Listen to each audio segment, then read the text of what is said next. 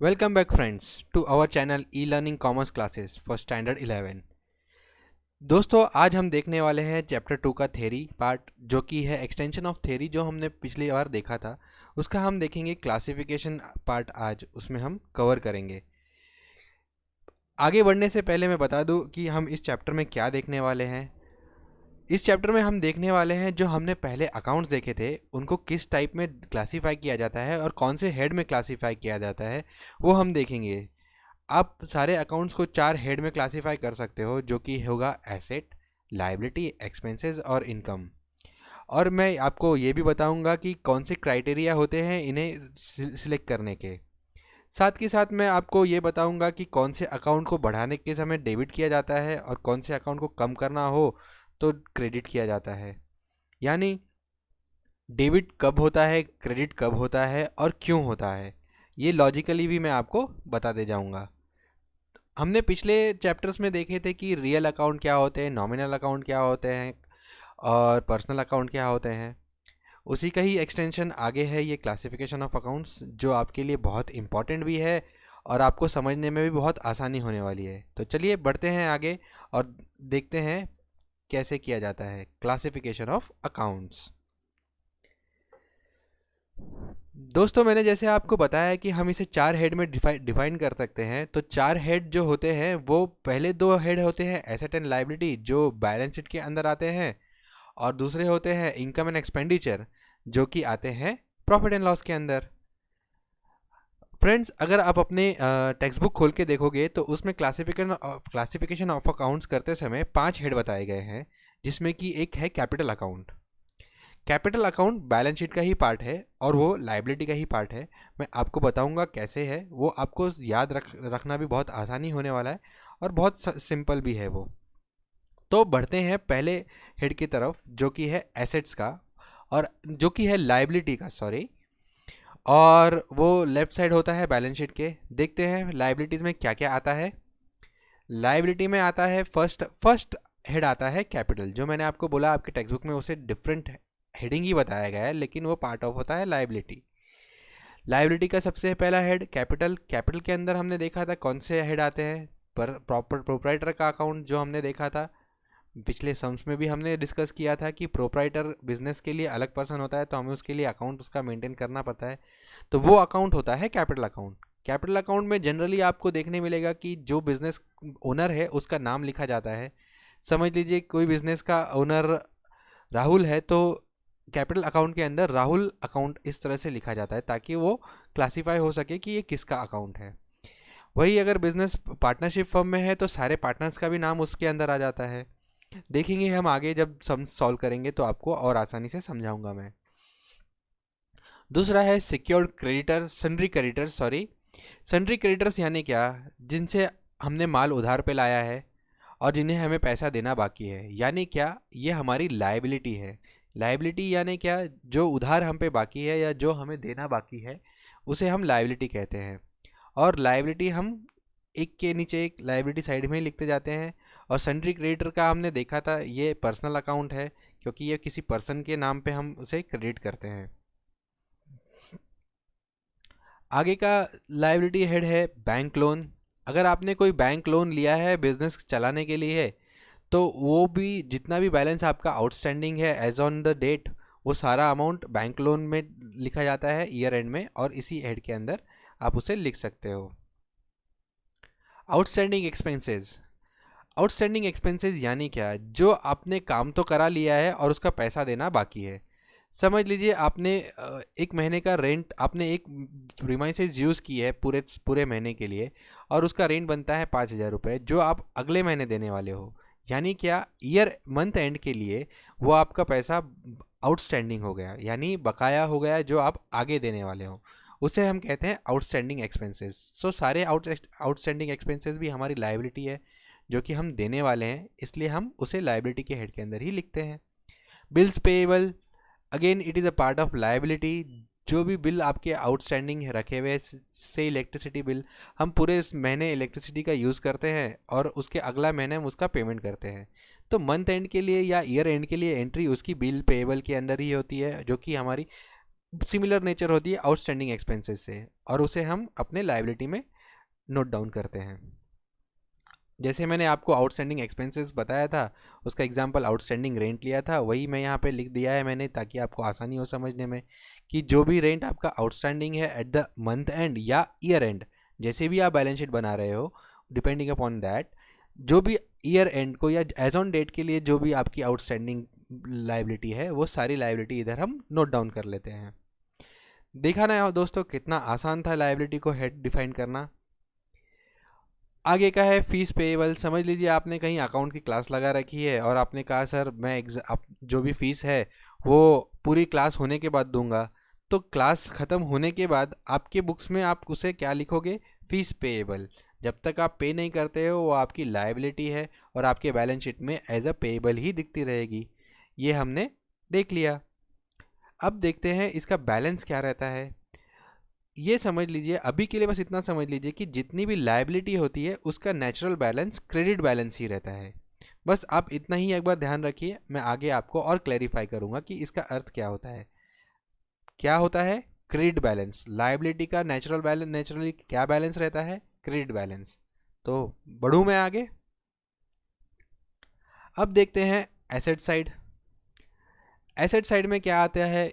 Asset यानी क्या? जो भी हमारी खुद की प्रॉपर्टी है या जो हमें मिलने वाला है वो हमारा एसेट होता है।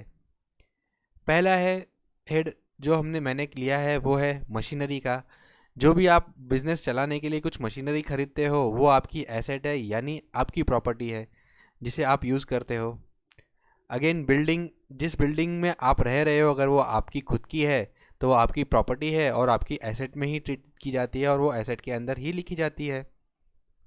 गुडविल, ये एक इंटेंजिबल एसेट है, इसके बारे में आगे के चैप्टर्स में और क्लैरिटी मिलेगी। बस अभी के लिए आप इतना समझ लीजिए, गुडविल जो आपने कोई अच्छा काम करके लोगों में अपनी नाम बनाया है वो आपका गुडविल होता है और उसे हम अपने बुक्स में कैटेगराइज करते हैं और वो एसेट के अंदर आता है।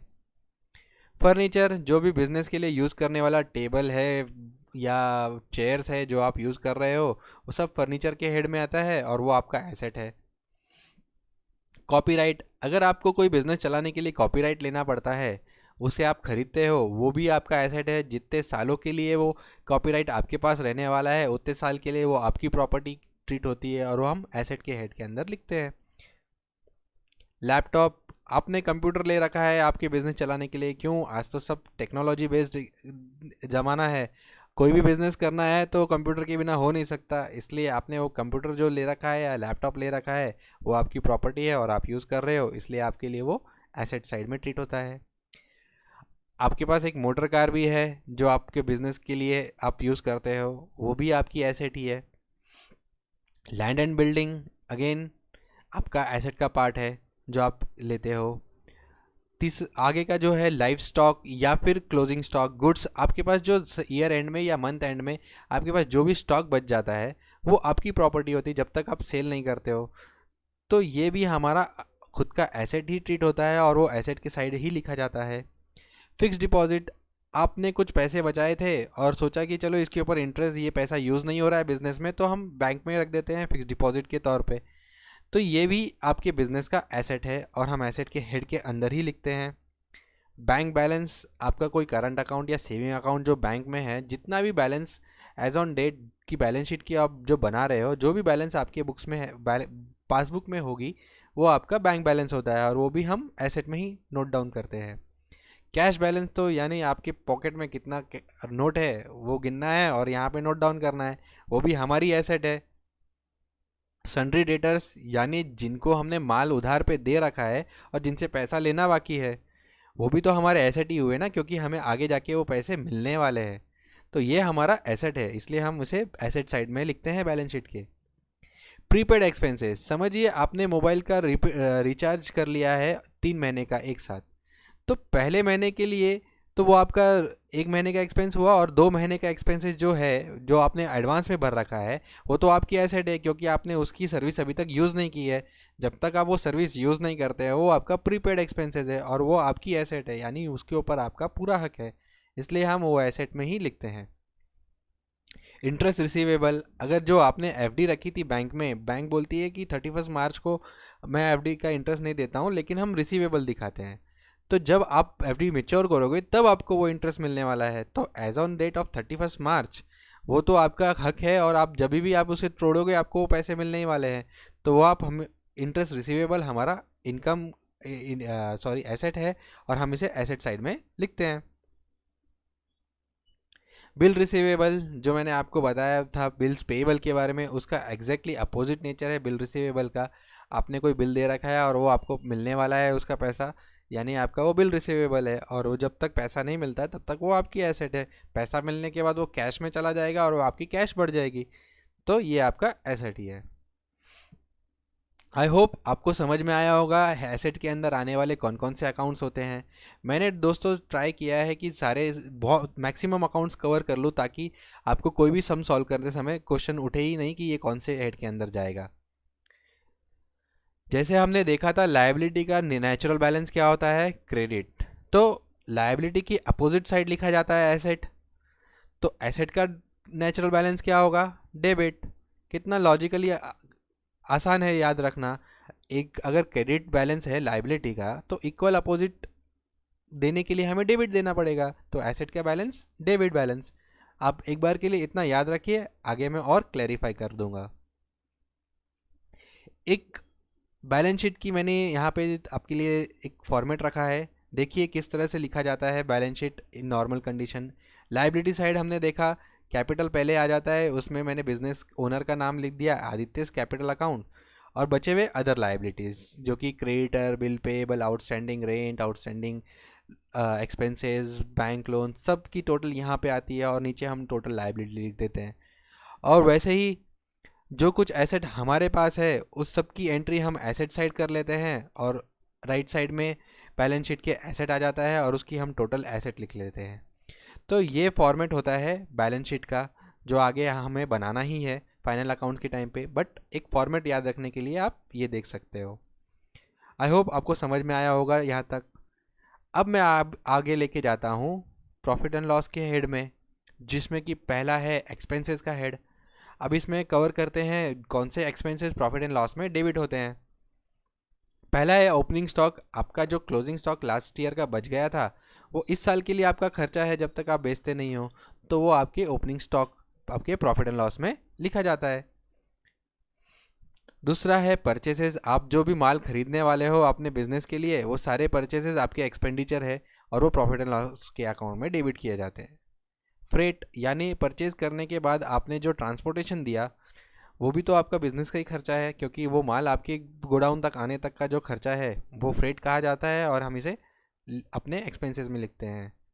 आपके यहाँ जो मज़दूर काम करते हैं आप उसे वेजेस देते हो, चाहे वो लोडिंग अनलोडिंग का काम हो या इस तरह प्रकार के काम या क्लीनिंग का काम हो, सारे वेजेस के हेड के अंदर आते हैं और वो एक्सपेंसेस में लिए जाते हैं। जो भी आपके ऑफिस में काम करते हैं एडमिनिस्ट्रेशन का काम, उसे हम सैलरी देते हैं। ये ध्यान रखना ज़रूरी है दोस्तों, वेजेस हम लेबर को देते हैं और सैलरी हम एडमिनिस्ट्रेशन हेड में काम करने वाले, ऑफिस में काम करने वाले लोगों को देते हैं। थोड़ा सा अगर हम डिफाइन करें तो अनस्किल्ड वर्क वेजेस में आता है और स्किल्ड वर्क का एक्सपेंसेस सैलरी में आता है। आगे का एक्सपेंसेस है टेलीफोन एक्सपेंसेस, बिना टेलीफोन के तो काम होता नहीं है आज के समय, तो जो भी एक्सपेंसेस टेलीफोन का होता है बिज़नेस के लिए वो सारा इधर लिख देते हैं। आपने जो बिज़नेस के लिए ट्रैवल किया हो, समझो आप पूना गए, बॉम्बे गए, बड़ौदा गए आपके बिज़नेस के लिए, वो तो सारे खर्चे आपके ट्रैवलिंग में आ जाते हैं और यहाँ पे लिख देते हैं। सिटी में घूमने के लिए आप अपनी कार, जो आपके पास मोटर कार है आप वो यूज़ करते हो बिज़नेस के लिए, तो उसका पेट्रोल का खर्चा भी तो हमारा बिज़नेस का ही खर्चा है, तो हम वो इसे डेबिट कर देते हैं यहाँ पे। रिपेयर एंड मेंटेनेंस, कुछ भी आपकी मशीनरी में कुछ टूट फूट होती है या ऑयलिंग करना पड़े तो वो रिपेयर एंड मेंटेनेंस में आ जाता है। Printing and stationery, again books, paper, periodicals जो भी लाते हो आप प्रिंटिंग के लिए, वो सब खर्चे आपके बिजनेस के हैं। ऑडिट फीस, अगर आप अपना बुक्स ऑडिट करवाते हो किसी चार्टर्ड अकाउंटेंट से तो उसे भी आप फीस देते हो, तो वो ऑडिट फीस में पकड़ी जाती है और वो आपका खर्चा है। बाय चांस अगर कोई प्रॉब्लम हो जाए आपके बिज़नेस में और गलती से फायर हो जाए तो क्या होगा, कुछ माल अगर नुकसान हो जाए तो उसका भी हमें अपने बिज़नेस में खर्चा डालना है, और वो खर्चा लॉस बाय फायर इस नाम से हम बुक कर लेते हैं। रेंट, आप बिजनेस जहाँ चला रहे हो अगर वो प्रीमाइसेस आपके नहीं है तो आप रेंट देते हो और आपका बिजनेस का खर्चा है। इलेक्ट्रिसिटी बिल, अगेन जो आप इलेक्ट्रिसिटी यूज़ कर रहे हो उसका खर्चा आपके P&L में जाता है। डिस्काउंट अलाउड, आपने अपने बिजनेस चलाने के लिए कुछ डिस्काउंट किसी को दे दिया तो वो आपका खर्चे में बुक हो जाता है और आपको as a discount allowed book करना पड़ता है। इंटरेस्ट ऑन लोन, जैसे हमने देखा था कि बैंक से आपने लोन ले रखा है बिजनेस चलाने के लिए, तो आप उसके ऊपर कुछ इंटरेस्ट देते हो बैंक को, तो वो भी हमारा बिजनेस खर्चा है और हम यहाँ पे उसे डेबिट कर देते हैं। इंश्योरेंस प्रीमियम, आपने अपने मशीनरी का और प्रीमाइसेस का इंश्योरेंस ले रखा है तो उसका प्रीमियम भी आपका बिजनेस एक्सपेंडिचर है। और है बैड डेट्स, समझ लीजिए आपने किसी को माल उधार पे दिया और उस बंदे ने आपका पैसा लौटाया ही नहीं और माल लेके भाग गया, तो वो खर्चा भी आपके बिजनेस का खर्चा है और उसे हम बैड डेट के नेचर में लिखते हैं और उसे बैड डेट्स ही कहते हैं। पीछे हमने देखा लायबिलिटी, एसेट, अब देख रहे हैं एक्सपेंसेस, और एक्सपेंसेस का नॉर्मल नेचर होता है डेबिट का। याद रखिए एक्सपेंसेस का नॉर्मल नेचर होता है डेबिट का। अगर एक्सपेंसेस का नॉर्मल नेचर डेबिट का है तो दोस्तों इनकम का क्या है आप समझ ही गए होंगे, वैसे मैं आगे बताने ही वाला हूँ। लेकिन अगर इसका अपोजिट इनकम है तो उसका बैलेंस क्या आने वाला है आपको पता ही है, तो वो मैं दिखाता हूँ आगे। इनकम साइड में पहला है हमारा सेल्स, जो हम सेल करते हैं वो हमारा इनकम में बुक होता है और वो क्रेडिट में आता है। क्लोजिंग स्टॉक, जो आपने जो परचेज़ किया, आपका ओपनिंग स्टॉक है, उसमें से सेल माइनस करने के बाद कुछ स्टॉक आपके पास बच गया ईयर एंड को या मंथ एंड को, जब कि भी आप प्रॉफिट एंड लॉस बना रहे हो, तो जो कुछ बच गया आपका वो क्लोजिंग स्टॉक आपके क्रेडिट में दिया जाता है। इंटरेस्ट रिसीव्ड, अगर आपने किसी दोस्त को इंटरेस्ट पे लोन दे रखा है, से हैंड लोन देखा है 10,000 का, कोई दोस्त आपको बोलता है कि भाई 2 महीने बाद मैं आपको 10,000 के जगह 200 रुपये एक्स्ट्रा दे दूंगा, 10,200 दे दूंगा, तो आपको इंटरेस्ट मिल गया उसके ऊपर 200 रुपये, तो वो इंटरेस्ट आपका इनकम है और वो आपके क्रेडिट में चला जाता है। तो 10,000 तो आपका लोन के अकाउंट अगेंस्ट लेस हो जाएगा और एक्स्ट्रा जो 200 रुपये मिले वो आपका इंटरेस्ट है और वो आपको इनकम बुक करनी है आपके बिजनेस में। डिविडेंड रिसीव, आपने किसी कंपनी का शेयर खरीद रखे हैं और कंपनी ईयर एंड में मुनाफा कमाती है और आपको डिविडेंड देती है, तो वो डिविडेंड भी आपका इनकम है और आपके प्रॉफिट एंड लॉस में क्रेडिट हो जाता है। कमीशन रिसीव्ड, आपने किसी का माल बिकवा दिया और उसने बोला चल ठीक है तूने मेरा बड़ा माल बिकवाया, उसके एवज में मैं तुझे कमीशन दे देता हूँ 5%, और आपको वो जो 5% मिलने वाला है वो आपका इनकम है और आपके क्रेडिट में आ जाता है। रेंट रिसीव्ड, अगर आपने आपकी मोटर कार या और कोई प्रॉपर्टी किसी को लोन रेंट पे दे रखी है और वो आपको उसका रेंट चार्जेस भर रहा है तो वो आपका रेंट इनकम ट्रीट होता है। जैसे हमने देखा था डिस्काउंट, अगर आप देते हो तो एक्सपेंडिचर है, लेकिन आप समझ लिए माल खरीदने गए और बोलते हो भाई तुरंत पैसे देता हूँ मुझे क्या डिस्काउंट दोगे या ट्रेड डिस्काउंट क्या दोगे, तो जो भी मिलने वाला डिस्काउंट है वो हमारा इनकम ट्रीट होता है और हम उसे क्रेडिट कर देते हैं। तो बताइए इसका नेचुरल बैलेंस क्या होगा। यस, हमने देखा एक्सपेंसेस का अगर डेबिट बैलेंस है तो ये अब उसकी अपोजिट साइड है तो इसका क्रेडिट बैलेंस रहने वाला है। होप आप लोगों को समझ में आया होगा ये चारों हेड्स कौन से ब्रॉड हेड के अंदर डिफाइन किए जाते हैं। अब मैं दिखाता हूँ आपको प्रॉफिट एंड लॉस का एक छोटा सा स्ट्रक्चर, जो कि इस तरह से बनता है हमारा प्रॉफिट एंड लॉस, और नॉर्मली लिखे जाने वाले एक्सपेंडिचर और इनकम में आपको दिखाता हूँ। जो जो हमने हेड्स किए कवर, उसके एक जो जो ले सकते थे हम इसमें कवर कर रहे हैं और टोटल हमारा इसमें आ जाता है। इसमें टोटल लेते समय हमें प्रॉफिट एंड लॉस का भी ट्रीटमेंट देना होता है, वो मैं आपको जब हम एक्चुअल सॉल्व करेंगे तब बताऊंगा। आई होप आपको ये समझ में आया होगा। अब मैं दिखाता हूँ आपको fundamental rules debit and credit का। मैंने आपको बताया ना नॉर्मली एसेट का बैलेंस क्या होता है डेबिट, और एक्सपेंसेस का भी बैलेंस क्या होता है debit. At the same time उसके अपोजिट में, एसेट के अपोजिट में क्या आता है लायबिलिटी, उसका होता है क्रेडिट, और एक्सपेंसेस के अपोजिट में क्या आता है इनकम और उसका भी बैलेंस होता है क्रेडिट। अगर हम डेबिट को प्लस साइन और क्रेडिट को माइनस साइन देवे तो इसे समझना बहुत आसान होगा। पहला मैं दिखाता हूँ, अगर आपको आपकी एसेट बढ़ानी है या एक्सपेंसेस बढ़ाना है तो क्या करोगे आप। डेबिट है और प्लस साइन है तो प्लस को और प्लस करना है तो उसमें आप प्लस करोगे, यानी आप क्या करोगे, plus plus equal two plus. समझिए आपका एसेट 10 रुपये का है और उसको आपको बढ़ा के 12 रुपये करना है, तो क्या करोगे आप, +2, यानी 10 + 2 = 12। तो आपकी एसेट बढ़ गई 12 तक, 12 तक हो गई। वैसे ही आपका एक्सपेंडिचर बढ़ रहा है कोई कारण से, आपने आज पेट्रोल खरीदा 100 रुपये का और वापस कल खरीदा 100 रुपये का, तो क्या करोगे आप, 100 + 100 = 200। तो क्या किया आपने, दोनों को डेबिट बैलेंस है तो आपने पेट्रोल एक्सपेंसेस को भी डेबिट दिया और ऑलरेडी एक डेबिट बैलेंस था तो डेबिट ऐड किया आपने, और आपका एक्सपेंडिचर हो गया 200। जो डिज़ायर रिजल्ट है आपका वो आपने हासिल कर लिया। वैसे ही एसेट को अगर कम करना है तो, अगर हम बढ़ाने के लिए प्लस कर रहे हैं तो घटाने के लिए क्या करोगे आप, माइनस, यानी क्रेडिट कर दोगे उसे। तो जिसे हमने पिछली बार एसेट को अगर डेबिट किया था बढ़ाने के लिए, तो अगर उसे घटाना है तो हमें एसेट को क्रेडिट करना पड़ेगा।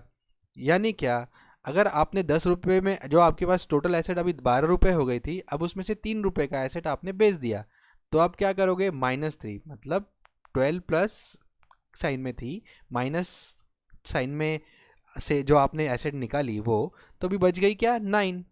सो आपने अभी एसेट को क्रेडिट करना है, तो आपका ऑटोमेटिकली एसेट जो डिज़ायर्ड रिजल्ट है वहाँ तक पहुँच जाएगा। ये अप्लाई हो गया डेबिट साइड के लिए, एसेट एंड एक्सपेंडिचर के लिए। अब मैं बताता हूँ क्रेडिट का। क्रेडिट में लायबिलिटी एंड इनकम, जो इफेक्ट हमने एसेट के लिए दिया उसका अपोजिट इफेक्ट हम यहाँ पे देने वाले हैं। लायबिलिटी इनकम को अगर हमें बढ़ाना है, उनकी साइन ऑलरेडी माइनस है, तो माइनस को माइनस करेंगे, तब आप माइनस साइन ऐड करेंगे तो आपका लायबिलिटी बढ़ेगा। यानी आपकी लायबिलिटी अगर पहले 10 रुपये थी और उसे 15 करनी है, तो -10 - 5 = -15। तो आपकी लायबिलिटी जिस लेवल पे पहुंचनी चाहिए थी उसमें पहुंच जाती है, और आपको लायबिलिटी को क्रेडिट करना है क्योंकि उसका ऑलरेडी नेचर क्रेडिट है। अगर बढ़ाना है तो उसके नॉर्मल नेचर को हिट करना है, यानी क्रेडिट बढ़ाना है तो क्रेडिट करना है। लेकिन अगर आपको लायबिलिटी कम करनी है या इनकम कम करना है, तो उसका अपोजिट इफेक्ट देना है, यानी प्लस का देना है। जिस लायबिलिटी को आपने कम करना है उसकी साइन माइनस है, तो आगे का जो भी आप उसे कम करने के लिए प्लस करोगे। अगर आपकी लायबिलिटी पहले 10 रुपये थी और आप लायबिलिटी आपकी 5 रुपये हो गई, तो -10 में +5 करोगे तो आपका डिज़ायर्ड रिजल्ट आएगा -5। सेम थिंग, अगर आपको लायबिलिटी घटानी है तो हम क्या कर रहे थे, इसे हमें डेबिट करना होगा, और बढ़ानी है तो क्रेडिट करना होगा। दोस्तों फटाक से बताता हूँ, एसेट बढ़ाना है तो डेबिट बढ़ाना है, एसेट घटाना है तो क्रेडिट करना है। सेम थिंग, लायबिलिटी बढ़ाना है तो क्रेडिट बढ़ाना है, और लायबिलिटी घटाना है तो डेबिट करना है। Same thing applies to expenses and income accordingly. I hope ये फंडामेंटल रूल समझ में आया होगा। अगर आपको कोई भी क्वेश्चन हो तो आप मुझे कमेंट में लिखिए, मैं आपको सॉल्व कर दूंगा। अब मैं दिखाता हूँ अकाउंटिंग इक्वेशन जो आपके बुक्स में दी हुई है। बहुत ही सरल अकाउंटिंग इक्वेशन है, और मैं आपको जब दिखाऊंगा तो आपको और आसान हो जाएगा। Asset is equal to liability plus capital. Liability यानी क्या और एसेट यानी क्या हमने देख लिया है ऑलरेडी, और कैपिटल भी यानी क्या वो भी हमने देख लिया है।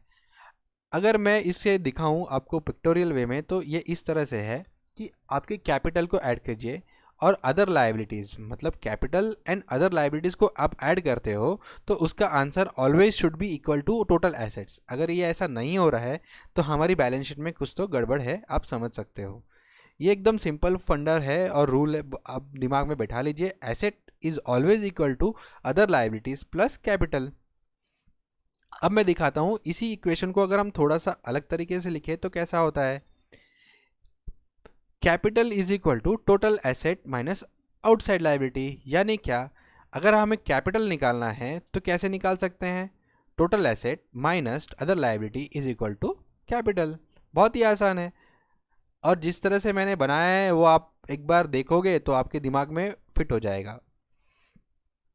आगे का इक्वेशन क्या है, asset is always equal to liability. ये हमेशा हमें ध्यान रखना है कि total of liability should always match with total asset और वाइस वर्सा। यानी क्या, total asset is equal to total liability. ये इक्वेशन आप याद रखिए। एक इक्वेशन भी आप याद रखोगे तो ऑटोमेटिकली मैथमेटिकल फार्मूला से आप सारे इक्वेशन याद रख सकते हो। दोस्तों ये था थ्योरेटिकल पार्ट, जो फंडामेंटल पार्ट हमने देखा इसमें। इसी के बेस पे हम एक कॉम्प्रिहेंसिव सम आपको मैं नेक्स्ट वीडियो में दूंगा, जो कि बहुत आसान होगा आपको समझने में, क्योंकि आपने ऑलरेडी सारे फंडामेंटल रूल्स देख लिए, क्लासिफिकेशन ऑफ अकाउंट्स देख लिया, और हमने पिछले चैप्टर में उसका नेचर भी देख लिया था कि रियल अकाउंट, नॉमिनल अकाउंट या पर्सनल अकाउंट, वो भी हमने समझ लिया है। ये आगे का सम जो मैं आपके लिए लाने वाला हूँ वो एक ऐसा सम होगा जिसमें सारे टाइप के नेचर कवर किए होंगे, सारे ट्रांजैक्शन कवर किए होंगे, जिसको एक बार भी आपने सॉल्व कर लिया तो आपका पूरा पोर्शन रिवाइज हो सकेगा। वैसा ही मैं आपके लिए लेके आऊँगा। तब तक के लिए दोस्तों, thank you for watching our video and keep sharing our video with your friends and happy reading. Thank you.